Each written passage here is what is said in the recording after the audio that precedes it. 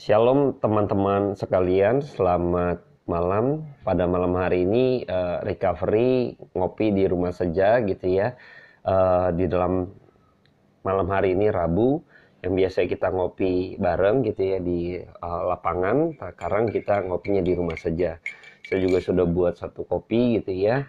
Jadi kita membahas kebenaran firman Tuhan dengan tema-tema yang saya angkat yang mungkin akan memberikan satu pencerahan-pencerahan ataupun menambah pengetahuan buat setiap kita mengenai kebenaran firman Tuhan sehingga kita mengenal Kristus lebih dalam lagi lewat pembelajaran yang mungkin sederhana dan simpel seperti ngopi bareng seperti ini ya. Saya berharap teman-teman siapkan kopi jadi kita cukup agak santai kalau di hari Rabu seperti ini, dan saya menikmati kopi sendiri di rumah saja, dan saya berharap teman-teman juga nikmatin kopinya di rumah aja. Baik, saya akan bahas mengenai Yesus menyembuhkan seorang tuli. Saya ambil judul itu Ephata gitu ya, yang artinya terbukalah. Dan pada kesempatan ini saya coba akan mengulik bagian-bagian yang mungkin kecil gitu kan. Ini dicatat hanya oleh Injil Markus saja gitu ya. Jadi nanti kita coba sama-sama renungkan, sama-sama kita belajar di balik dari peristiwa-peristiwa sederhana ini. Apa di balik hal-hal demikian? Apa ada makna-makna yang kita coba gali sedikit lebih mendalam? Mungkin belum bisa memiliki satu ketotalan, tapi saya berusaha untuk mencoba menjabarkan sedikit demi sedikit ayat per ayat. Sebelum kita mulai, saya akan berdoa buat setiap kita. Bapa di dalam surga, terima kasih buat kebaikan Tuhan sehingga pada malam hari ini kembali kami boleh menikmati kebenaran firman Tuhan, yang boleh kami nikmati juga perkataan Allah yang bersifat kekal itu, yang tidak ada habis-habisnya. Tuhan terus menuntun dan menyertai kami. Engkau membimbing kami lewat setiap kebenaran-kebenaran yang boleh kami dengar, yang boleh kami baca, yang boleh kami pelajari. Mari Tuhan beracara atas hati dan pikiran kami. Roh Kudus tolong pimpin setiap kami dengan segala keterbatasan hamba-Mu ini. Kiranya Tuhan Engkau yang tak terbatas mengurapi setiap hati dan pikiran kami, sehingga kebenaran firman Tuhan yang boleh bertata atas setiap pribadi kami, lepas pribadi. Di dalam nama Tuhan Yesus Kristus, berkati jam ke depan. Dengar doa kami ya Bapa. Di dalam nama Tuhan Yesus Kristus, hamba berdoa. Amin. Baik, saya akan coba bacakan dulu peristiwa yang terjadi. Yesus menyembuhkan seorang tuli yang tercatat di dalam Markus 7 ayat 31 sampai ayatnya ke-37. Kemudian Yesus meninggalkan pula daerah Tirus dan dengan melalui Sidon pergi ke danau Galilea di tengah-tengah daerah Dekapolis. Di situ orang membawa kepadanya seorang yang tuli dan yang gagap dan memohon kepadanya supaya ia meletakkan tangannya atas orang itu. Dan sesudah Yesus memisahkan dia dari orang banyak sehingga mereka sendirian, ia memasukkan jarinya ke telinga orang itu. Lalu ia meludah dan meraba lidah orang itu. Kemudian sambil menengadah ke langit, Yesus menarik nafas dan berkata kepadanya, Ephata, artinya terbukalah. Maka terbukalah telinga orang itu, dan seketika itu terlepas pulalah pengikat lidahnya, lalu ia berkata-kata dengan baik. Yesus berpesan kepada orang-orang yang ada di situ supaya jangan menceritakannya kepada siapapun juga. Tetapi makin dilarangnya, mereka makin luas mereka memberitahukannya. Mereka takjub dan tercengang dan berkata, ia menjadikan segala-galanya baik, yang tuli dijadikan mendengar, yang bisu dijadikan berkata-kata. Nah, saya akan coba melihat bahwa ayat 31, kemudian Yesus meninggalkan pula daerah Tirus dan dengan melalui Sidon pergi ke danau Galilea di tengah-tengah daerah Dekapolis. Ini adalah rute yang tidak lazim, atau dengan kata lain maksudnya harus memutar gitu ya. Jadi rute yang diambil Tuhan Yesus ini memutar. Jadi jalan Tuhan kenapa harus mengambil rute yang demikian gitu ya. Nyata di dalam kedaulatannya Allah gitu ya. Kita tahu bahwa di dalam rencana Allah yang di dalam kekekalannya, maka kita tahu bahwa jalan Tuhan bukan jalan kita. Tapi seringkali kita manusia yang terbatas gitu kan, dengan segala pemikiran kita, dengan segala rencana kita, rancangan kita, lalu kita mau coba jalankan. Tetapi sesungguhnya rencana Tuhan jadi. Kadang harus jalannya Tuhan gitu loh. Ya kadang kita nggak ngerti jalannya Tuhan gitu ya. Tetapi pada perikop ini saya coba mengamati bahwa sesungguhnya Kristus itu memiliki jalannya sendiri. Kristus di dalam kedaulatan yang bersifat kekal tadi, maka dia harus menemui orang yang tuli ini.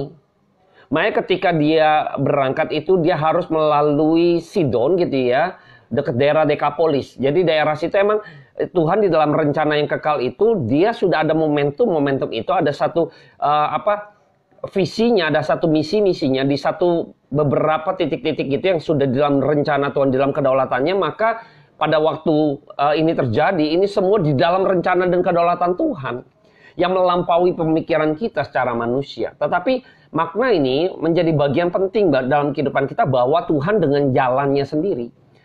Tuhan memiliki tracknya dia, dan on the track, nggak nyasar gitu loh. Nggak kayaknya, wah waktu kita ini ambil satu opsi tertentu gitu ya, yang nggak lazim misalnya. Tetapi Tuhan beda dengan kita. Tuhan ketika mengambil satu langkah atau jalan gitu kan, dia punya satu emang harus ke situ, ada kehendak Tuhan yang di dalam rencananya, bukannya kebetulan gitu kan, mau lewat sana gitu ya. Tidak bisa demikian. Makanya dengan demikian, maka orang itu emang seperti domba yang terhilang, maka Tuhan mencari. Nah, sifatnya kan Allah berinisiatif. Maka Tuhan yang mencari. Maka Tuhan dengan jalannya Tuhan. Dengan jalannya Tuhan itulah yang akhirnya bertemu dengan setiap umat pilihannya. Dengan jalannya Tuhan. Karena ada satu track yang emang sudah ditetapkan di dalam kekekalannya. Yang kita nggak bisa, saat ini kita nggak bisa memprediksi lain sebagai tidak. Gitu loh. Termasuk dengan wabah COVID seperti ini gitu kan. Ada jalannya Tuhan gitu kan. Untuk membenahkan gerejanya, untuk membenahkan dunia gitu ya, lain sebagainya. Itu ada jalannya Tuhan, ada caranya Tuhan. Dan kita secara manusia hanya merenungkan saja, dan kita coba mengamati, dan kita coba mengetahui kehendak Tuhan di dalam hidup yang sementara ini sebenarnya. Makanya pada perikop ini saya mengajak setiap kita bahwa harusnya kita merenungkan di dalam hidup kita yang sementara ini, jalan-jalannya Tuhan. Makanya kadang kita harus mengamati begitu rupa sehingga kita mengetahui kehendak Allah gitu loh. Nah, hari ini kita belajar gitu kan, harus benar-benar memiliki kepekaan mengenai jalannya Tuhan, caranya Tuhan, kehendaknya Tuhan. Tuhan mau kemana? Tuhan punya apa? Karena di dalam kekekalannya dia sudah memiliki satu rencana yang tidak bisa tergoyahkan gitu, yang tidak bisa kita intervensi dan lain sebagainya. Akhirnya change the plane gitu kan, plan B dan sebagainya. Tidak. Sudah emang on the track, maka harus memakai jalur itu sehingga bertemulah dengan orang yang ada tuli tadi yang mengalami hal demikian gitu loh. Kita lanjut di ayat ke-32. Di situ orang membawa kepadanya seorang yang tuli dan yang gagap dan memohon kepadanya supaya ia meletakkan tangannya atas orang itu.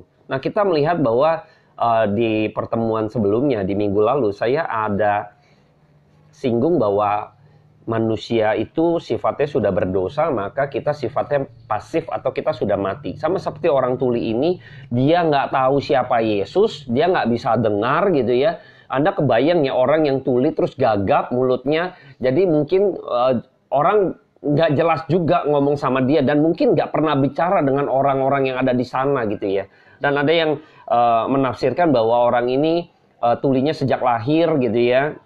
Tapi terlepas dari tafsiran tersebut, maka saya cuma coba menyelami gitu ya. Kalau menjadi orang tuli itu, kebayangnya dia nggak kenal siapa Yesus. Apakah mungkin orang yang tidak pernah mendengar siapa Yesus gitu ya, terus tiba-tiba bisa tahu Yesus, lalu dia mau datang kepada Yesus gitu loh? Kan nggak mungkin. Dia nggak tahu gitu, dan dia mau ngomong sama siapapun susah. Dia mau minta tolong, orang mau jelasin Yesus pun dia nggak tahu dia ngomong apa gitu loh. Saya nggak kedengeran dia ngomong apa. Jadi ada orang memperkenalkan Yesus misalnya, lalu saya tuli, lalu saya bingung dia ngomong apa. Oke, orang itu mungkin karena tuli lalu tulis gitu kan. Menulis saya nggak bisa baca. Oke, saya belajar baca misalnya. Waktu saya belajar baca, orang mau bilang ini huruf A misalnya, A, B gitu ya. Dia mau jelaskan ke saya ini apa A, B gitu kan, saya nggak tahu. Saya cuma bisa lihat gitu ya. Ini bentuk apa? Terus dia lagi ngomong apa nih? Kan bisa kebayang kesulitan yang demikian. Saya melihat bahwa tidak mungkin orang ini akhirnya memiliki satu inisiatif untuk datang kepada Yesus. Tidak mungkin. Sama seperti manusia berdosa yang tidak bisa ngapa-ngapain, yang nggak tahu apa-apa gitu kan. Lalu bisa datang kepada Tuhan, itu omong kosong gitu loh. Kita manusia yang berdosa ini tidak mungkin mencari Allah, karena di dalam Alkitab pun dicatat, Rasul Paulus menuliskan bahwa tidak ada orang kehilangan kemuliaan, tidak ada yang mencari Tuhan. Mengapa? Karena ada natur dosa, dosa mengikat begitu rupa, maka terus ditarik di dalam kegelapan. Maka ketika itu orang-orang yang sudah berdosa itu sesungguhnya mereka itu ditelan oleh kegelapan, mereka menyukai kegelapan. Ingat pada waktu itu Adam dan Hawa jatuh dalam dosa, dia sudah menutupi ketelanjangan, tetapi dia tetap bersembunyi. Padahal dia sudah memakai pakaian. Ini menunjukkan bahwa dosa menarik orang, dosa begitu menarik orang yang sudah jatuh dalam dosa itu nggak bakalan, itu udah terikat. Maka orang ini di dalam kesendiriannya istilahnya gitu ya, saya ambil karena dia tuli, nggak ada yang bisa bercakap-cakap, dia bercakap-cakap juga gagap gitu ya, dia nggak ngerti juga gitu ya. Ini kesulitannya begitu rupa dan emang tidak akan pernah bisa dia memiliki inisiatif. Ini penggambaran manusia berdosa, tidak akan pernah bisa memiliki inisiatif untuk datang kepada Tuhan. Nah, bagaimana dengan orang-orang sepertinya kayaknya beragama gitu kan? Saya kasih tahu ya, ketika manusia jatuh dalam dosa, sesungguhnya orang-orang ini seperti orang tuli ya, nggak pernah dengar kebenaran, misalnya seperti orang buta nggak pernah melihat kebenaran, lalu dia di dalam pemikirannya dia hanya bergelut diri sendiri gitu loh. Kebayang ya, dia orang ngomong apa saya nggak bisa dengar, saya mau ngomong nggak bisa juga berkomunikasi. Lalu saya harus berkomunikasi dengan siapa kalau nggak dalam pemikiran saya? Bayangkan pemikiran saya yang terbatas, pemikiran yang sudah terkontaminasi oleh dosa, lalu tidak dapat input apapun gitu ya. Anda hanya meraba-raba kira-kira ini, kira-kira itu. Lalu misalnya orang tuli tadi ya, dia melihat, oh orang ngapain sih gerak-geriknya seperti ini, dia diem gitu kan, dia bingung, ini orang dia memiliki pemikiran sendiri, mungkin dia kalau ketawa lihat sesuatu hal yang lucu, dia juga bingung gitu kan, kenapa lucu, mungkin bagi dia aja lucu gitu kan, bagi orang belum tentu lucu. Jadi ini orang seperti orang gila gitu. Saya ngelihat bahwa orang ini, coba bayangkan Anda tuli gitu ya, orang ngomong apa Anda juga nggak tahu, nggak ngerti, Anda mau ngomong pun susah, gagap gitu kan, dan Anda juga nggak ngerti gitu loh. Saya ngomong nih, bahasa apa orang belum tentu ngerti saya, dan saya ketika bicara gitu ya, kalau orang nyautin gitu kan, saya nggak ngerti dia bicara apa, dia udah sautin atau belum, dia jawab apa saya juga nggak ngerti. Kebayang nggak? Stres. Ini bisa kebayang ya, pemikiran ini bergelut dengan pemikiran sendiri, lalu mendefinisikan sendiri. Sama seperti orang berdosa mendefinisikan mengenai Tuhan gitu loh, yang dia nggak kenal gitu loh akhirnya. Yang dia memiliki serpian-serpian yang hanya pikir, ini loh Tuhan gitu loh. Oh ini beragama, ini harus begini, itu surga itu begini, neraka itu begini. Dengan definisi kita yang dengan segala kata yang sudah terkontaminasi seperti orang tuli dan buta, dia menentukan dirinya sendiri gitu loh. Dia mendefinisikan sendiri, waktu orang ngomong, dia lucu-lucuan sendiri juga, dia definisikan sendiri untuk diri dia sendiri. Orang nggak ngerti dia, dan kita juga nggak ngerti dia. Kebayang nggak? Jadi dia mau ketawa-ketawa sendiri, orang pikir, ini emang lucu gitu kan. Kita ngeliat dia aneh, dia ngeliat kita lucu gitu, kita ngeliat dia aneh, semua udah punya definisi sendiri. Dia kebayang ya, ini orang-orang yang seperti ini, orang-orang yang kayaknya sama seperti manusia berdosa, udah tersesat, dan kita tuh kayak orang gila sebenarnya, yang mungkin memiliki definisi sendiri, kita yakin sendiri gitu kan, yang sebenarnya kita agungkan itu bukan Tuhan gitu ya. Jadi kadang lucu gitu ya kalau kita ngeliat bahwa dulu saya menyembah Baal gitu ya, lalu kalau sekarang kok bisa ya saya menyembah itu Tuhan gitu loh. Allah yang tak terbatas sekarang dibatasi dengan sebuah benda gitu misalnya, lalu saya sembah itu benda itu, lalu itu Tuhan gitu. Kadang kalau di review lagi kadang lucu ya, kayak orang gila saya. Jadi kadang melihat penggambaran orang tulinya orang yang pasif dan manusia berdosa, dan kita adalah orang yang berdosa tadi. Penggambaran ini penggambaran kita manusia berdosa. Kita bersyukur Tuhan datang, Tuhan yang berinisiatif. Maka pada waktu Tuhan mengambil jalur melalui daerah Dekapolis tadi, itu emang ada anugerah Tuhan. Makanya orang ini berjumpa dengan Kristus. Namanya Yesus emang punya plan itu untuk berjumpa dengan umat pilihannya gitu loh. Berjumpa dengan orang ini gitu loh, untuk disembuhkan. Karena dia nggak mungkin datang gitu loh kepada Yesus dan nggak tahu Yesus siapa. Tapi orang-orang ini bawa kepada Yesus gitu. Yang mungkin orang-orang ini adalah orang yang tahu siapa Yesus ya. Jadi pada waktu itu orang ini akhirnya di dalam Tuhan Yesus tarik gitu ya. Nah ini menarik ya. Tadi kemarin juga saya bahas orang buta di Betsaida juga ditarik oleh Tuhan keluar, dituntun. Nah orang ini juga dibawa, lalu sesudah Yesus memisahkan dia dari orang banyak, jadi Tuhan memisahkan dia dari orang banyak, sehingga mereka sendirian, ayat ketiga ya, ia masukkan jarinya ke telinga dan lalu ia meludah meraba lidah orang itu. Jadi ada kegiatan mesianik, tindakan Tuhan, intervensi Allah. Jadi ini waktu kasih masukin jari ke telinga gitu kan, ini bukan satu ritual gitu ya, lalu meludah diusapkan ke lidahnya yang kaku, untuk ini sebagai tindakan-tindakan bahwa Allah turut campur tangan di dalam kesembuhan ilahi ini turun atas orang ini gitu ya. Jadi Tuhan coba menarik dia keluar gitu ya. Ya, ini yang menarik juga ya. Pada bagian ini kita belajar bahwa seringkali Tuhan Yesus itu melakukan mukjizat itu justru dia nggak show off loh. Justru dia tarik orang ini sendiri gitu loh. Jadi nggak rame-rame, kira-kira demikian. Nah kalau kita bisa tahu, banyak sekarang hamba-hamba Tuhan memiliki brand tanda petik gitu ya, sebagai hamba Tuhan dengan karunia tertentu tanda petik gitu ya, mukjizat tertentu tanda petik, lalu mereka mengadakan KKR. Waktu mengadakan KKR gitu kan ada brandnya gitu kan, lalu ketika itu spesialis ini nih ngusir setan kah, misalnya spesialis apalah, jadi udah memiliki satu brandnya tersendiri gitu ya. Nah, saya melihat justru waktu KKR itu mereka tuh expose begitu luar biasa gitu kan, seperti di dalam mimbarnya seperti ajang demonstrasi mukjizat Allah gitu, tanda petik gitu ya. Jadi ketika itu mimbar Tuhan dijadikan sebagai tempat atau tontonan bahwa di sini loh Tuhan Yesus membawa, justru terbalik ya, Tuhan Yesus membawa orang yang tuli ini ditarik dari kerumunan mereka sendiri gitu. Lalu Tuhan melakukan mukjizatnya atau menyatakan mukjizatnya. Tetapi sekarang banyak orang yang kayaknya pamer mukjizat gitu loh. Jadi aneh bagi saya. Sekarang Tuhan Yesus aja melakukan mukjizat, kalau bisa jangan kasih tahu yang lain, kan gitu ya. Karena di balik mukjizat itu seringkali orang tidak memiliki pengertian yang benar, maka Tuhan Yesus risau sebenarnya. Tetapi sekarang di dalam era kita, zamannya sekarang, banyak-banyak hamba Tuhan memiliki brand tertentu, memiliki berasa punya karunia diberikan oleh Tuhan gitu ya, karunia tertentu, mukjizat, menyatakan mukjizatnya, entah kesembuhan ilahi, entah kemakmuran dan sebagainya gitu kan. Akhirnya dia bikin KKR dan show off di sana. Dan ini berbanding terbalik dari apa yang Yesus ajarkan kepada setiap kita, setiap murid-muridnya di dalam Alkitab.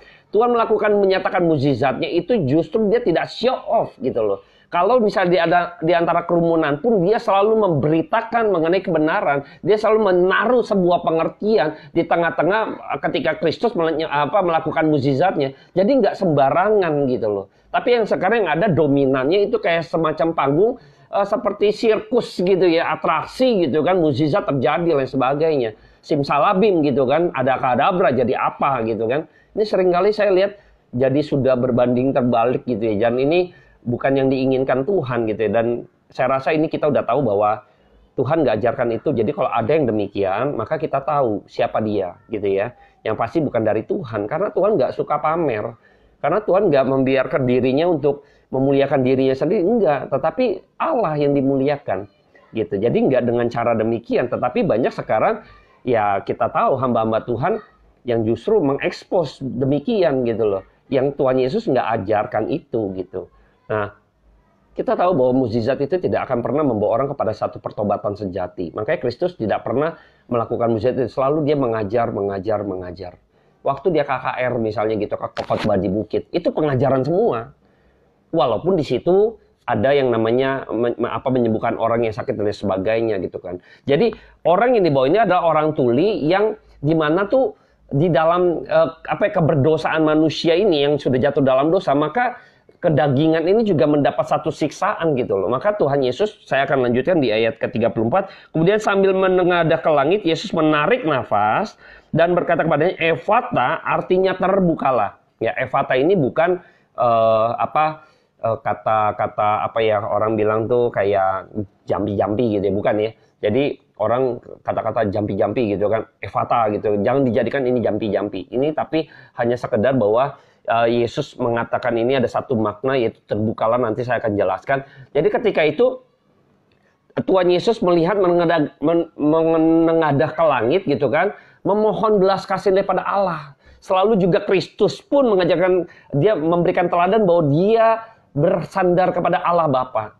Dia melakukan segala yang dia lakukan itu berdasarkan kepada kehendak Allah Bapa, bergantung kepada Allah Bapa. Jadi berorientasi kepada maksud dan tujuan daripada Allah Bapa. Jadi berserah kepada Allah Bapa. Jadi bukan kepada dirinya sendiri. Maka Kristus melakukan segala perjalanannya itu bukan maunya dia, tetapi maunya Tuhan.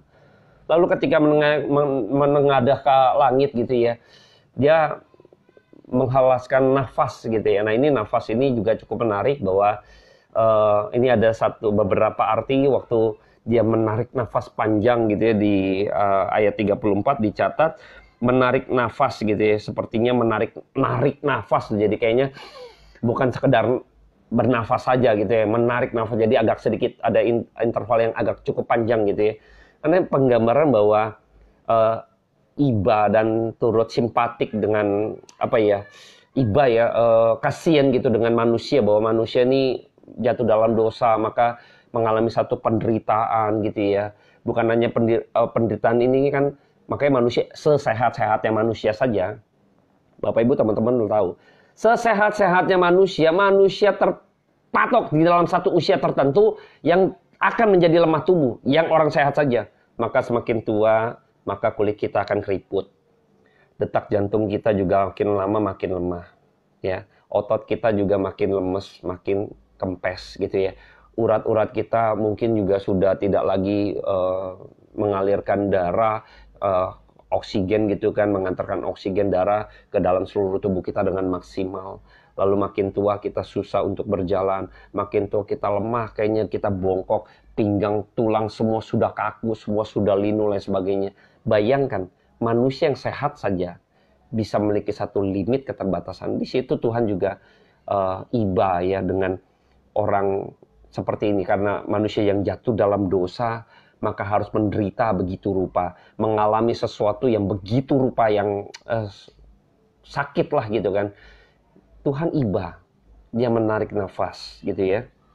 Lalu makna lainnya ketika menarik nafas juga, sebenarnya Tuhan juga waktu menyembuhkan orang ini ketika sudah meletakkan jarinya masukin ke telinga, jadi ingin mengeluarkan sesuatu yang menghambat gitu. Lalu ludahnya mencoba untuk menjamah ludahnya gitu kan, bagian daripada Kristus yang petah lidah kan. Dulu Musa juga pernah ya petah lidah gitu kan, jangan saya nih nggak bisa bicara gitu kan. Lalu sebenarnya Tuhan ingin menyatakan akulah Tuhan gitu ya, sama seperti Musa juga.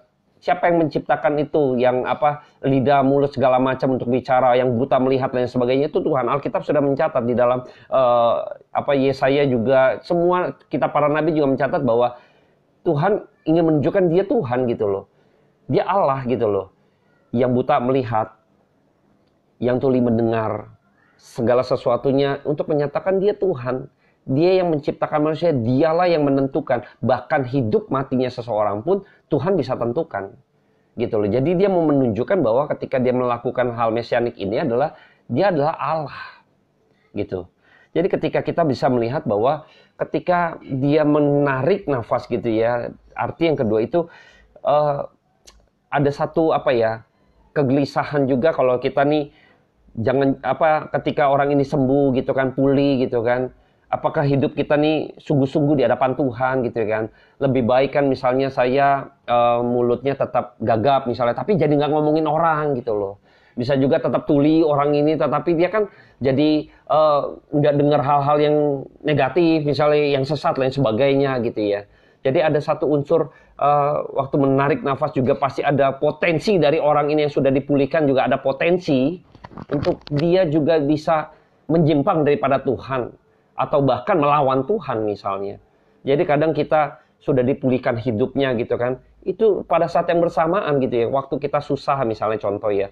Lalu pada waktu kita susah kita bergumul, berdoa, memohon Tuhan memberkati kita. Mohon Tuhan tolong saya. Usaha makin lebar, makin maju. Tuhan angkat begitu rupa. Sampai kita memiliki jabatan tertentu mungkin gitu kan. Lalu di situ kita juga memiliki potensi. Untuk apa?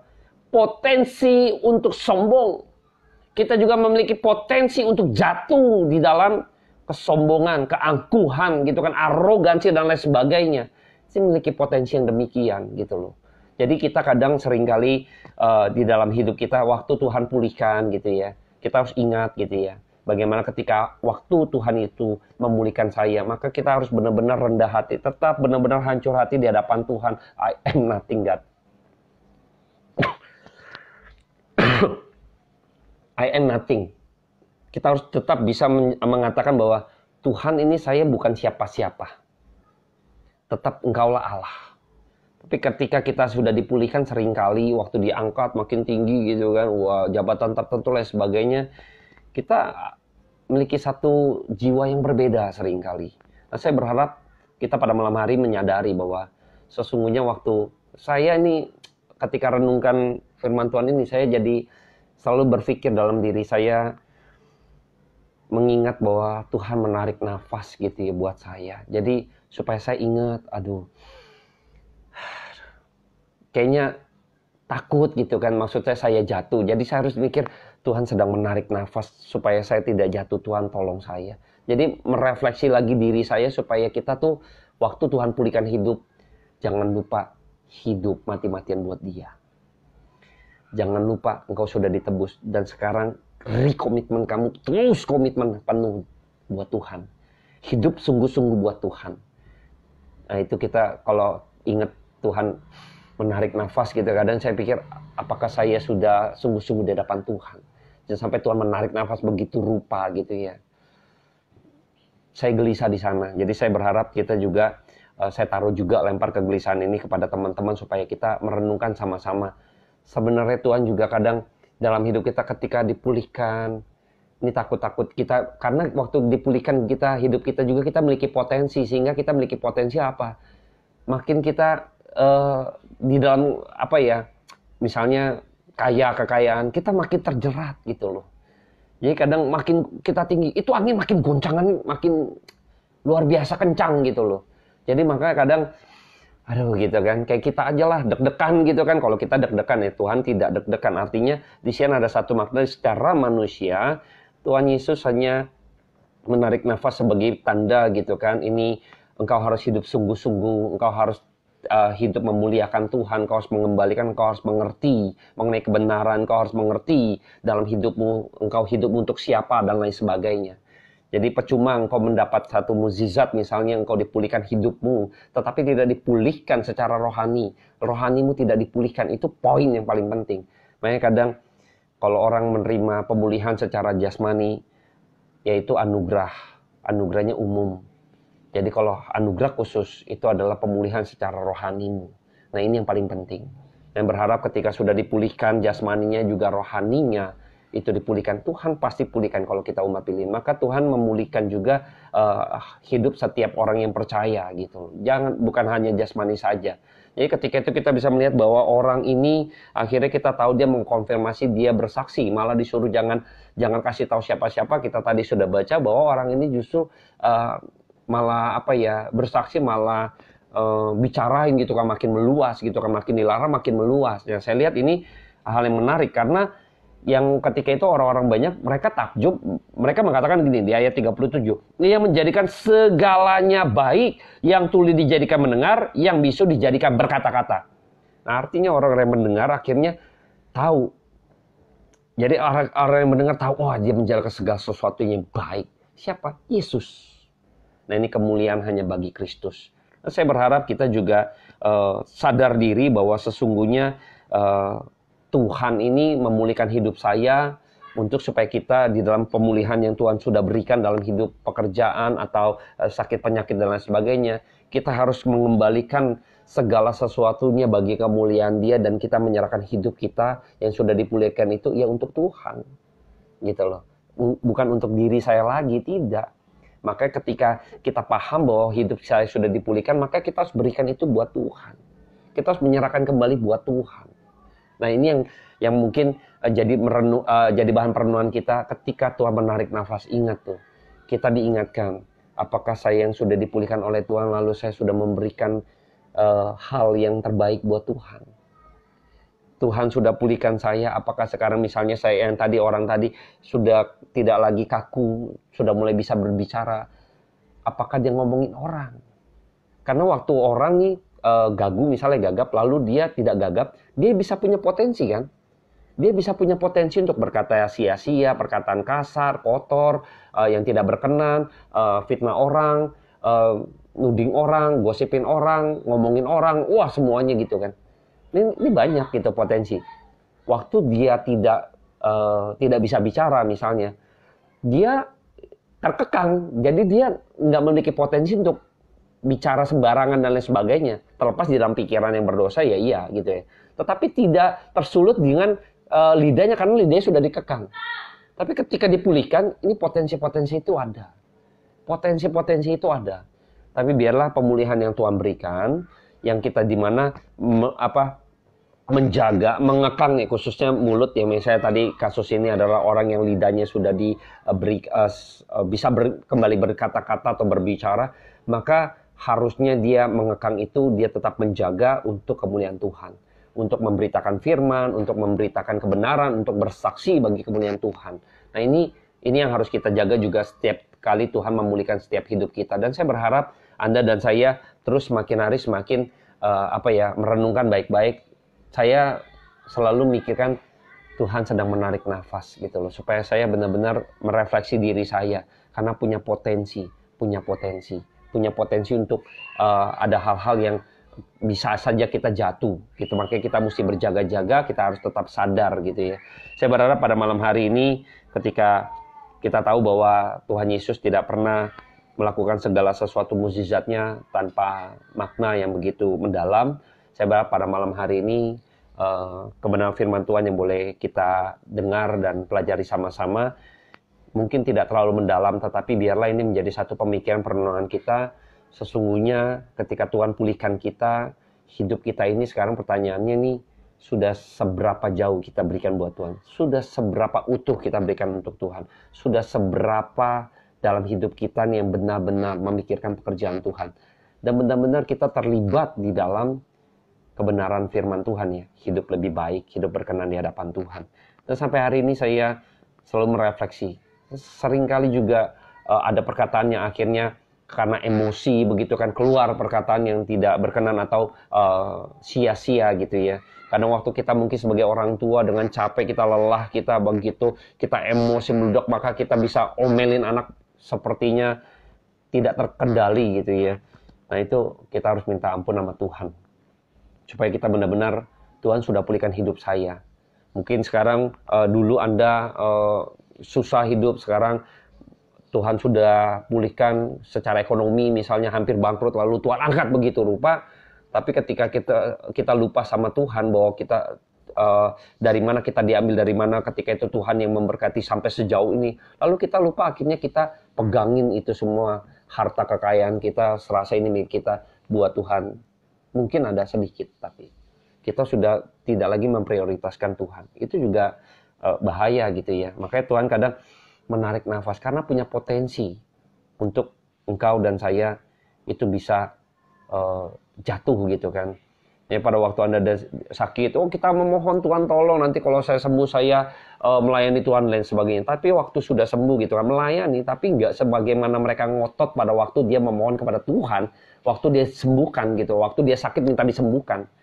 Tapi begitu itu, maka itu punya potensi untuk itu. Nah, saya berharap kita merenungkan baik-baik. Bagaimana ketika Tuhan menolong saya, bagaimana ketika Tuhan pulihkan hidup saya, bagaimana Tuhan bawa dari satu titik mungkin minus gitu kan, sampai akhirnya Tuhan sampai bawa kita sekarang gitu kan. Sampai hari ini mungkin teman-teman yang diberkati Tuhan, yang Tuhan masih jaga dalam tengah-tengah COVID, kesehatan masih tetap terjaga, justru di tengah-tengah COVID malah penyakit Bapak Ibu bertambah sehat misalnya gitu ya. Bisnis Bapak Ibu dalam masa COVID Tuhan tetap jaga gitu kan. Ini hal-hal yang perlu kita renungkan. Yuk, genapi setiap kehendak Tuhan dalam hidup saya.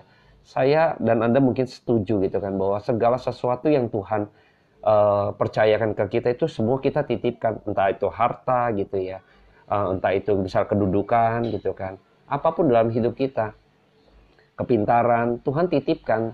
Tapi kalau kita tidak kembalikan kepada Dia, maka sia-sialah apa yang Tuhan titipkan, yang Tuhan percayakan kepada kita. Tuhan suatu kali bisa ambil loh. Jangan salah, Tuhan bisa ambil karena Dia yang punya gitu loh. Tuhan gampang sekali. Kita tahu Ayub gitu ya. Waktu diizinkan oleh Tuhan gitu kan, bisa saja keadaan begitu langsung gitu kan, seperti dramatis gitu ya kan, langsung. Bisa saja demikian. Tuhan bisa bisa manuver begitu rupa gitu, sama seperti Ayub gitu kan. Saya berharap kita tidak demikian. Saya berharap kita ingat ya, Tuhan menarik nafas gitu kan. Jadi supaya kita ingat, aduh, saya udah sungguh-sungguh ya belum, mohon ampunan daripada Tuhan. Kita berdoa di hadapan Tuhan, mohon belas kasihan daripada Tuhan. Karena hidup kita ini belas kasihan daripada Tuhan. Pada malam hari ini, kiranya acara ngopi bareng kita tetap memiliki satu makna. Kita bisa mengecap kebaikan Tuhan lewat kebenaran firman Tuhan.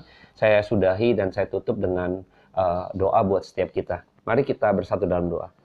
Bapa di dalam surga, terima kasih buat pada malam hari ini ketika kami melihat bahwa Tuhan sesungguhnya memberikan satu pemulihan dalam hidup kami. Tuhan punya satu kerinduan bagi setiap hati dan pikiran kami, kehidupan kami secara utuh untuk kembali kepada kemuliaan Tuhan. Mari Tuhan Yesus ajar kami merenungkan sehingga ketika kami dipulihkan, ketika kami boleh disembuhkan Tuhan dalam situasi jasmani kami, dalam situasi apapun kehidupan kami Tuhan, kami boleh benar-benar menyerahkan hidup kami seutuhnya, sepenuhnya buat Tuhan, untuk pekerjaan Tuhan, untuk melakukan kehendak Tuhan, dan hidup berkenan di hadapan Tuhan. Mari Tuhan tolong kami dalam segala keterbatasan, kelemahan kami secara manusia. Bimbing kami Roh Kudus, agar kami hidup seturut dengan rencana Tuhan, mau mengenal Kristus, mau belajar kebenaran firman Tuhan. Haum berdoa buat setiap rekan-rekan yang sudah ikut ambil bagian, kiranya Tuhan memberkati setiap hati dan pikiran mereka, pulihkan keadaan mereka dimanapun mereka berada. Mari Tuhan dengar doa mereka dalam setiap pergumulan mereka. Tuhan beritakan kebenaran-Mu, sehingga Tuhan pulihkan sungguh-sungguh, bukan hanya secara jasmani, tetapi secara rohani saja Tuhan, kami dipulihkan oleh Engkau. Terpujilah nama Tuhan, dengar doa kami. Amin. Oke, terima kasih teman-teman yang sudah kita ambil bagian pada malam hari ini. Saya sudah selesai ngopi bareng, dan saya lanjut ngopi di rumah aja.